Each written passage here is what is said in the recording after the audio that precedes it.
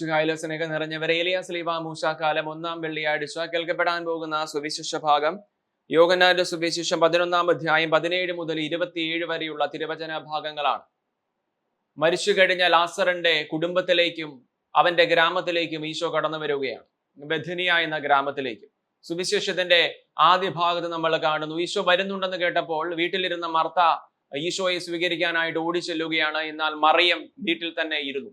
നമ്മൾ ഇതിനു മുന്നേയും ഈ മർത്തായെ കാണുന്നുണ്ട്. അന്നും ഈശോ വീട്ടിലേക്ക് വന്നപ്പോൾ മർത്ത ഇങ്ങനെ ഓടി നടക്കുകയാണ്. മറിയം അപ്പോഴും ഈശോയുടെ കാൽക്കൽ ഇരിക്കുകയാണ്.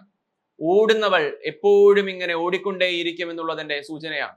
ഈശോയുടെ കാൽക്കൽ ഇരിക്കാനും അവൻ പറയുന്നത് കേൾക്കാനുമായിട്ട് നമുക്ക് സാധിക്കണം. അന്ന് വീട്ടിലേക്ക് ഈശോ വന്നപ്പോഴും മർത്ത വീട്ടിനകത്ത് കിടന്നോടുകയാണെങ്കിൽ, ഇന്ന് ഈശോ വീണ്ടും വരുമ്പോൾ മർത്ത വീട്ടിൽ നിന്ന് പുറത്തേക്ക് ഇറങ്ങി ഓടുകയാണ്. സുവിശേഷത്തിന്റെ 2-ാം ഭാഗത്ത് നമ്മൾ കാണുന്നു, മർത്ത ചെന്ന് നീ ഇവിടെ ഉണ്ടായിരുന്നുവെങ്കിൽ എന്റെ സഹോദരൻ മരിക്കുകയില്ലായിരുന്നു എന്നൊക്കെ ഈശോയോട് പറയുകയാണ്. കൃത്യമായിട്ട് സുവിശേഷത്തിൽ എഴുതി വെച്ചിട്ടുണ്ട്, അപ്പോഴും ഈശോ ആ ഗ്രാമത്തിൽ പ്രവേശിച്ചിട്ടില്ലായിരുന്നു. മർത്തായുടെ പ്രാർത്ഥന കേട്ടിട്ടും ഈശോ ഒരടി പോലും മുന്നോട്ട് മാറിയിട്ടില്ല. അതിന്റെ അർത്ഥം എന്തെന്ന് ചോദിച്ചാൽ, മറിയം വരട്ടെ എന്നുള്ള ആറ്റിറ്റ്യൂഡാണ് ഈശോയ്ക്ക്. ഇതിനുശേഷം മറിയം വന്ന് മർത്ത പ്രാർത്ഥിച്ച സെയിം പ്രാർത്ഥന, ഒരൊറ്റ വാക്ക് പോലും മാറാതെ അതേ പ്രാർത്ഥന തന്നെ മറിയം പ്രാർത്ഥിക്കുകയാണ്. ഒപ്പം ഈശോ മറിയത്തിന്റെ കൂടെ ഈ ഗ്രാമത്തിലേക്ക് പ്രവേശിക്കുകയാണ്.